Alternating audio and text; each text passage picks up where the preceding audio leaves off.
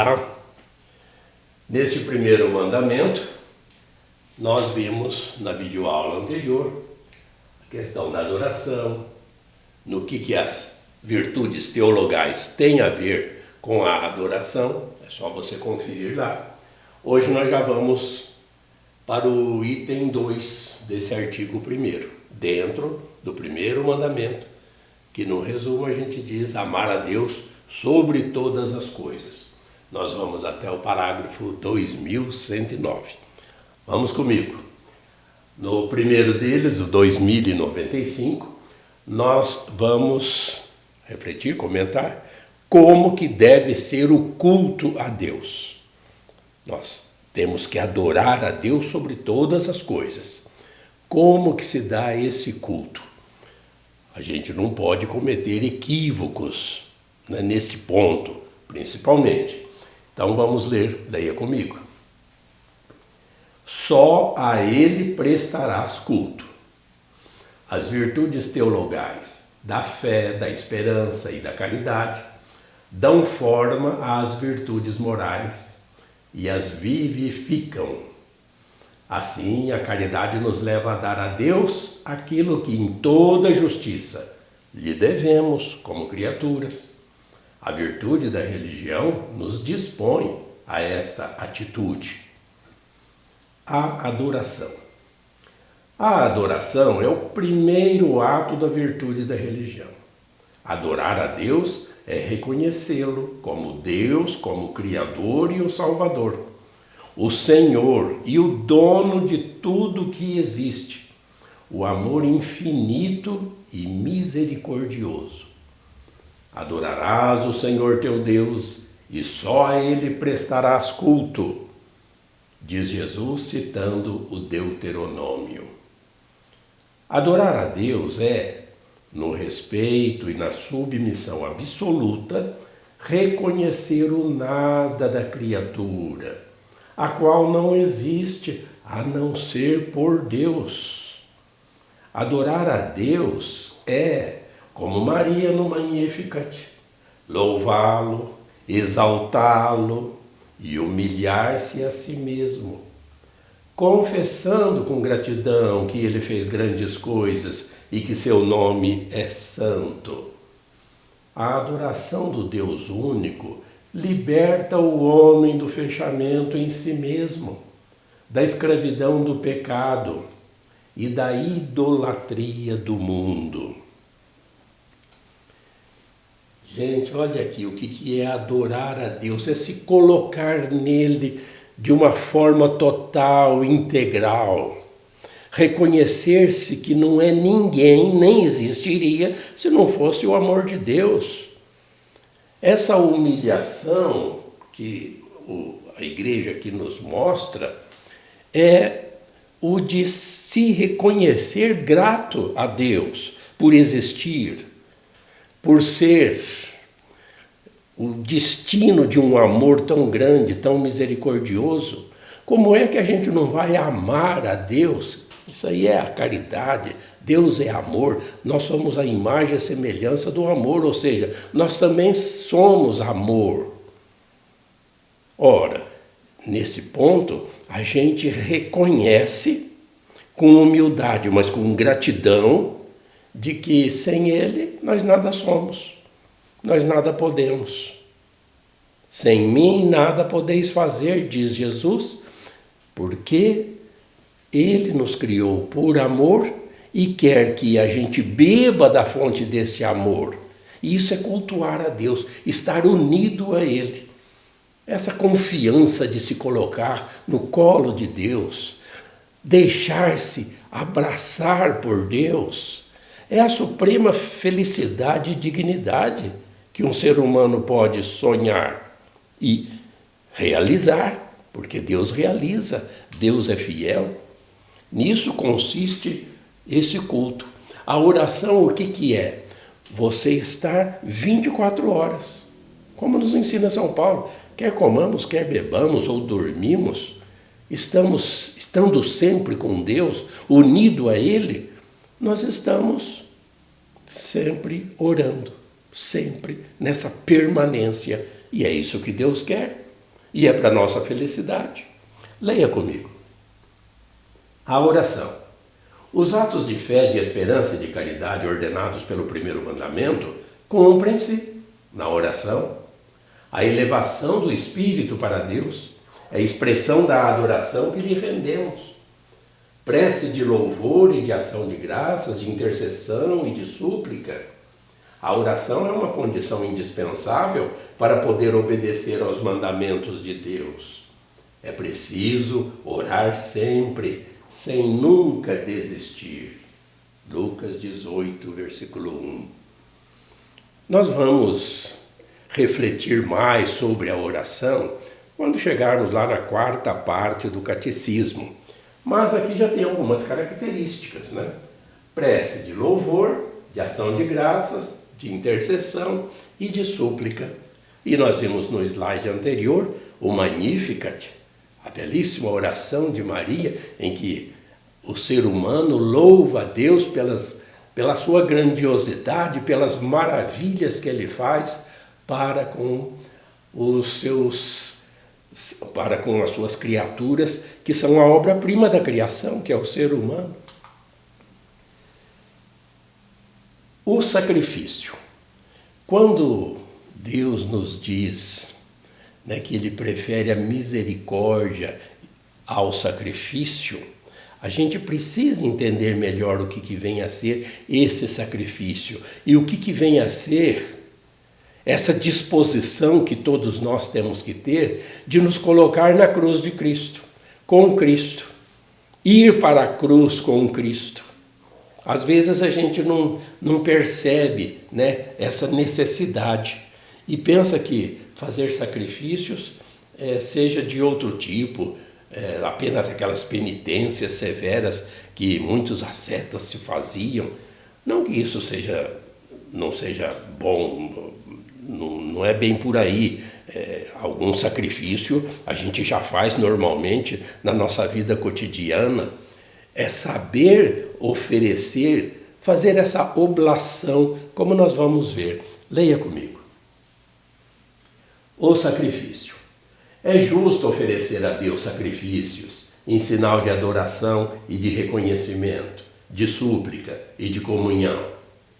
É verdadeiro sacrifício toda ação feita para se unir a Deus em santa comunhão e poder ser feliz.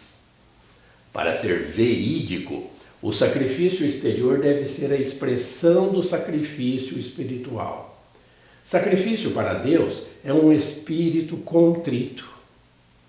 Salmo 51.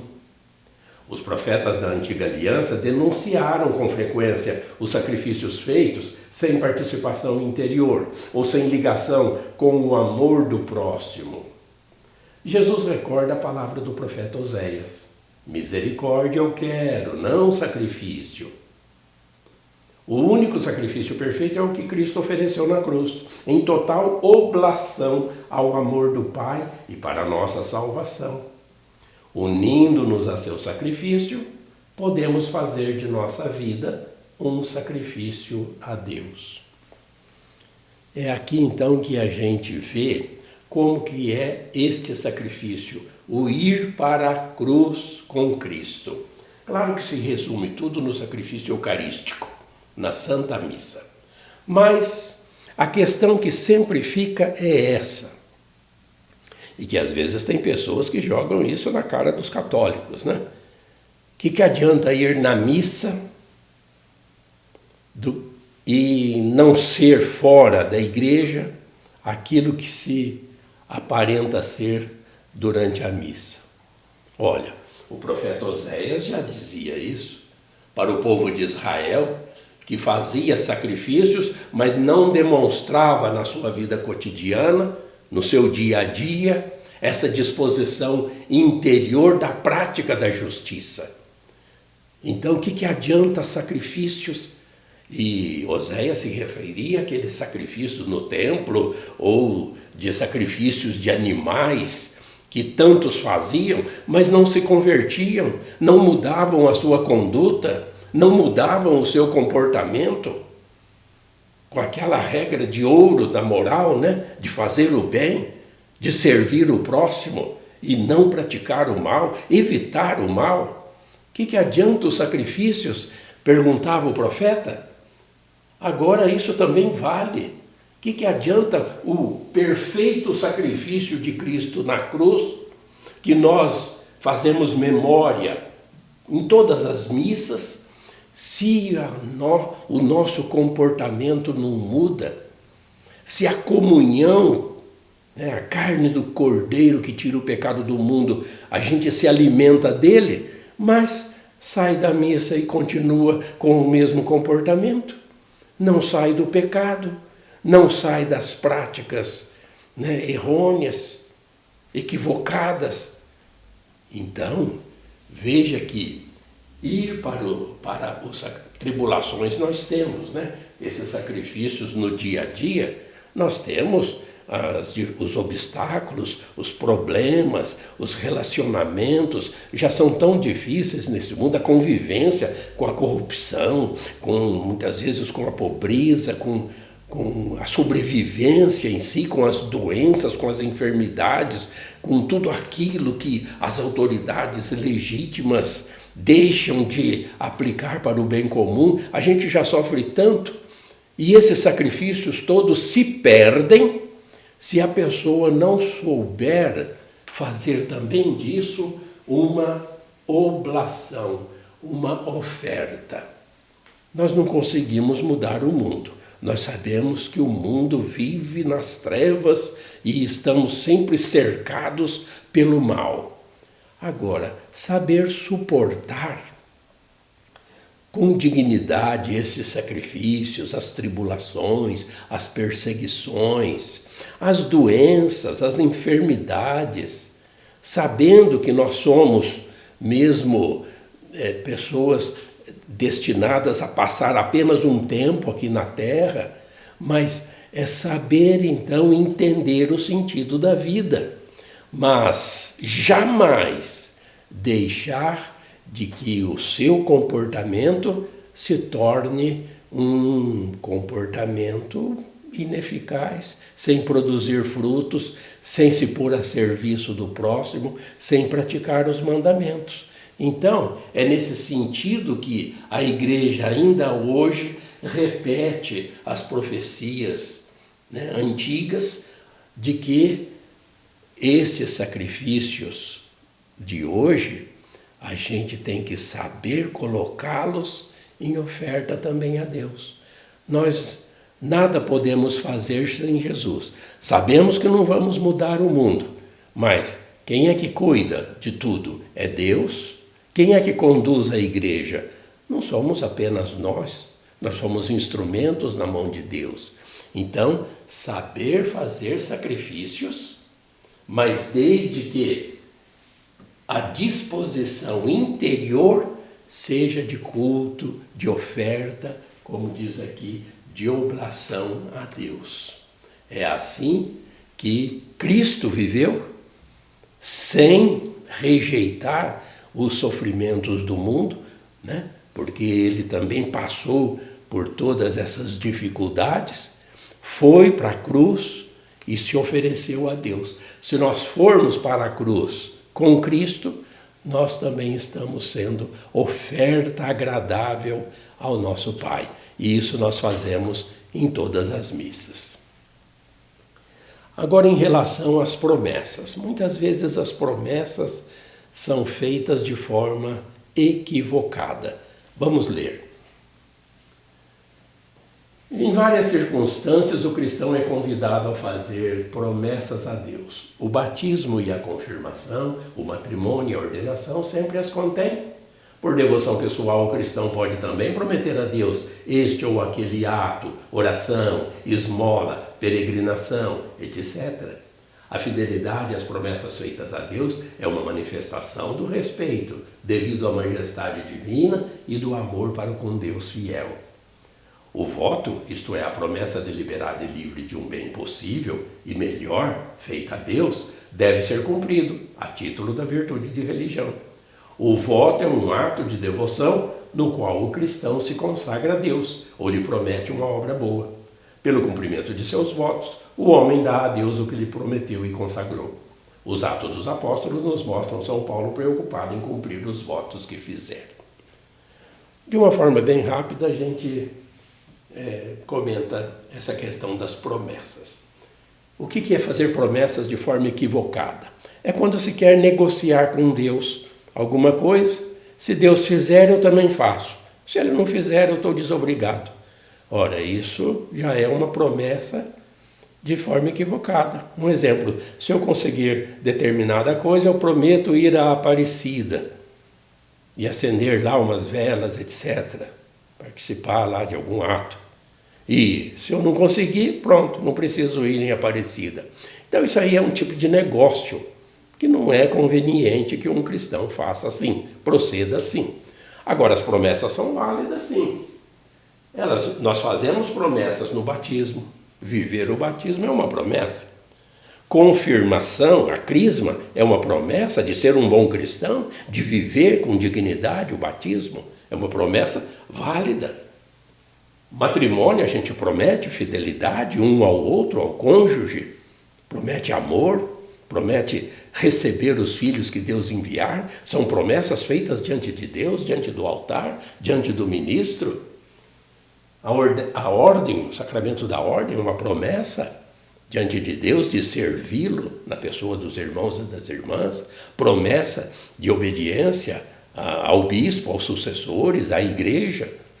Então as promessas não estão fora de uso, elas são constantes. Também prometer, agradecer em ação de graças, a ir em peregrinações, em lugares considerados sagrados, em viagens, mesmo que haja um pouco de turismo, né? Mas se tem essa disposição de agradecer a Deus, são promessas válidas. Apenas a gente recomenda aquelas promessas que são tipo negócio. Já os votos, nós também já refletimos isso, são os conselhos evangélicos, que muitas pessoas se consagram a Deus e prometem viver com simplicidade, pobreza, castidade e obediência. E esses votos também precisam ser cumpridos e geralmente são votos solenes.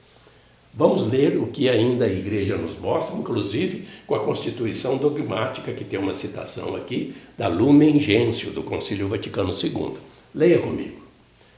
A Igreja atribui valor exemplar aos votos de praticar os conselhos evangélicos.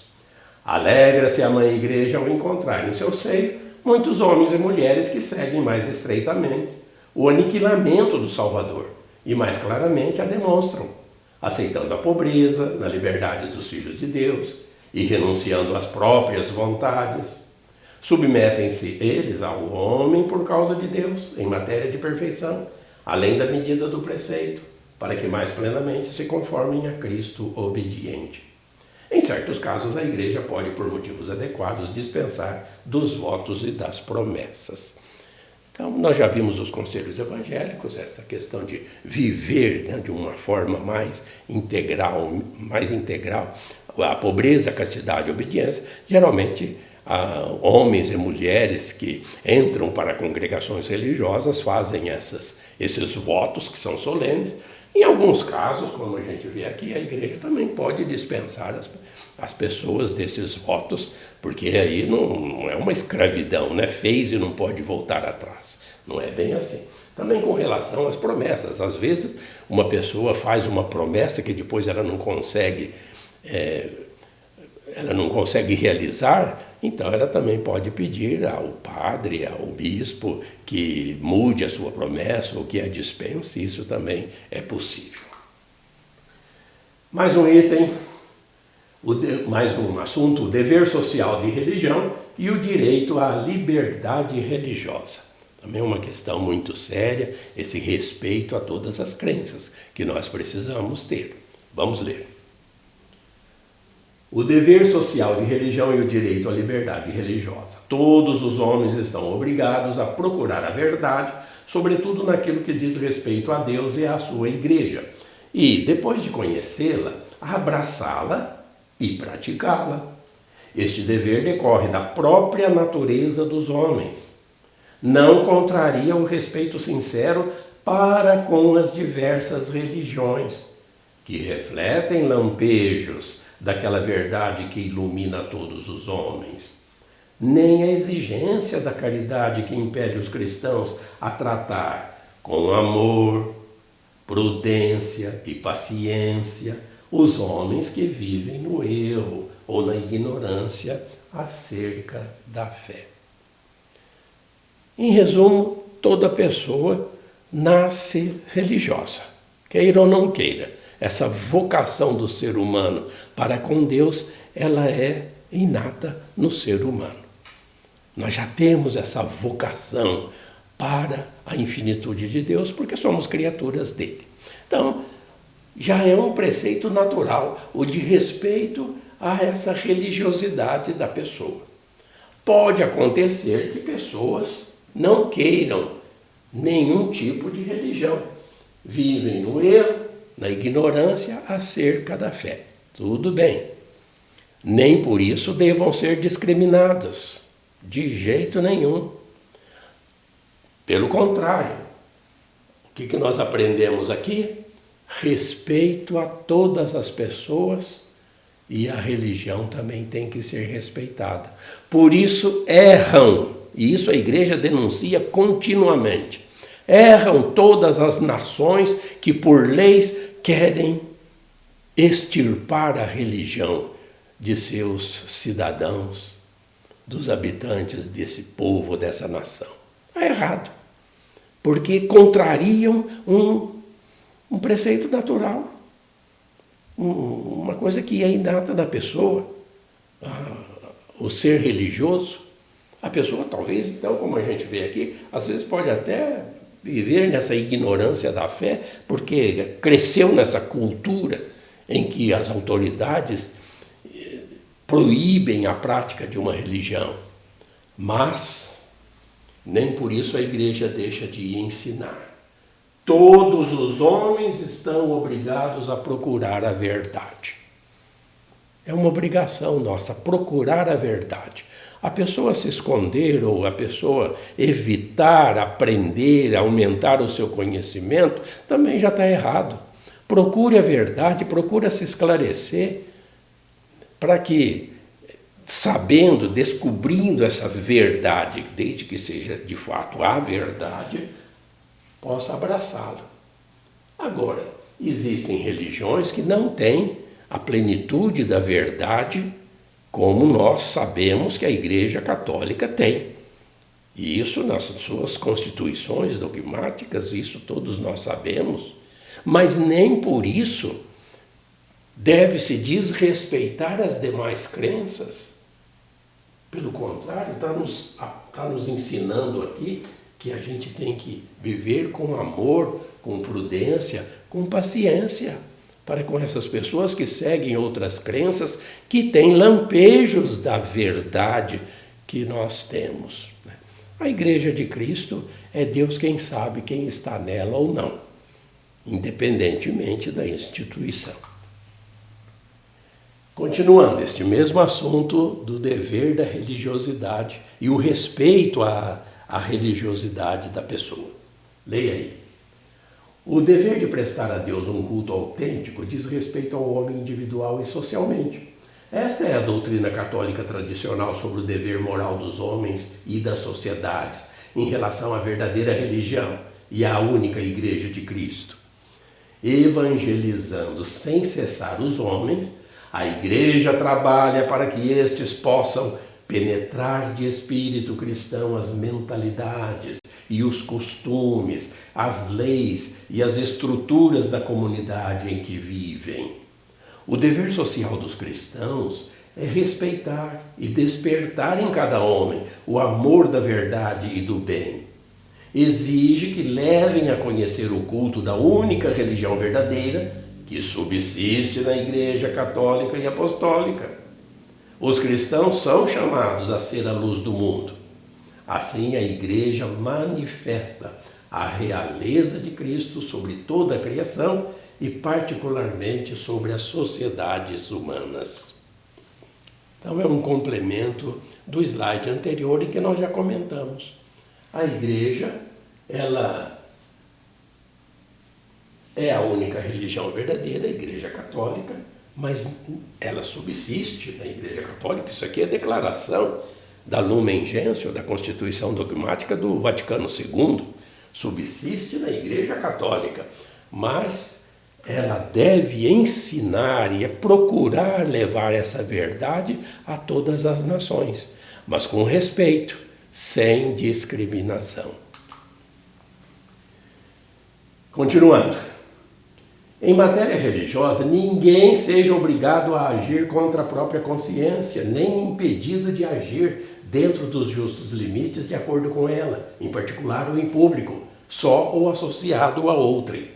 Esse direito funda-se na própria natureza da pessoa humana, cuja dignidade a faz aderir livremente à verdade divina, que transcende a ordem temporal. Por isso, este direito continua a existir ainda para aqueles que não satisfazem a obrigação de procurar a verdade e de aderir a ela. Se, em razão de circunstâncias particulares dos povos, for conferida a uma única comunidade religiosa o especial reconhecimento civil, na organização jurídica da sociedade, será necessário que ao mesmo tempo se reconheça e se observe em favor de todos os cidadãos e das comunidades religiosas o direito à liberdade em matéria religiosa. Apesar que nós sabemos que não é assim, né? Porque tem países que determinam a religião aqui é essa, as outras não podem. A igreja, esse catecismo é para o mundo todo, não é só para o Brasil. Então, essa determinação que a igreja tem de pedir respeito para todas as religiões, mesmo que um país decida, aqui a religião oficial é essa, mas respeite-se as demais, sem discriminar as demais. E é um direito individual, é direito humano a pessoa praticar uma religião. E os dois últimos parágrafos do nosso encontro de hoje. O direito à liberdade religiosa não significa nem a permissão moral de aderir ao erro, nem um suposto direito ao erro, mas um direito natural da pessoa humana à liberdade civil. Quer dizer, a imunidade de coação externa, nos justos limites em matéria religiosa, da parte do poder político. Esse direito natural deve ser reconhecido no ordenamento jurídico da sociedade, de tal maneira que constitua um direito civil. O direito à liberdade religiosa não pode ser por si mesmo nem ilimitado, nem limitado, apenas por uma ordem pública, entendida de maneira positivista ou naturalista. Os justos limites que lhes são inerentes devem ser determinados para cada situação social pela prudência política, segundo as exigências do bem comum, e ratificados pela autoridade civil, segundo normas jurídicas, de acordo com a ordem moral objetiva. Esses parágrafos parecem um pouco complexos, mas eles se dirigem às autoridades. É a igreja mostrando às autoridades que elas devem ter um ordenamento jurídico, uma justiça social, em que a prática da religião pelos indivíduos deva ser respeitada. Então, é o magistério da igreja que se dirige às nações todas, às autoridades do mundo todo, pedindo que esse direito à liberdade religiosa seja bem constituída, esteja nas suas constituições, nas suas leis, e essa liberdade não signifique aí uma anarquia em que se possa fazer de tudo o que uma determinada religião acha que é certo.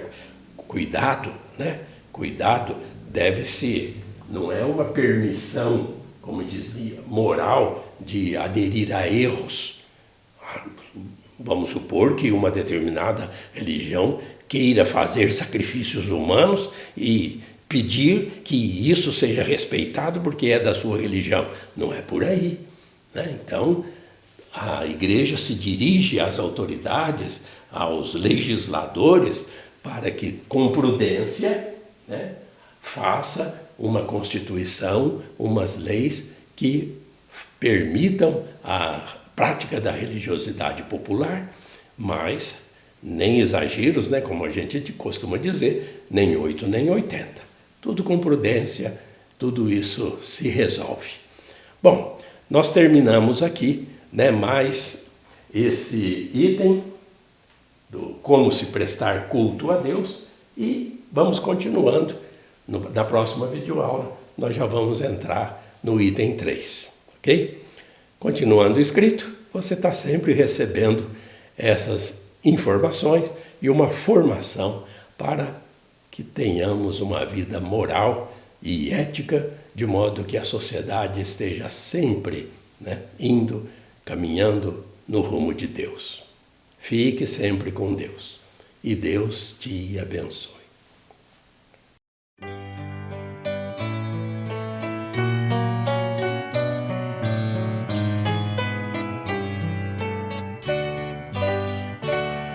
A fé é compromisso que é preciso repartir.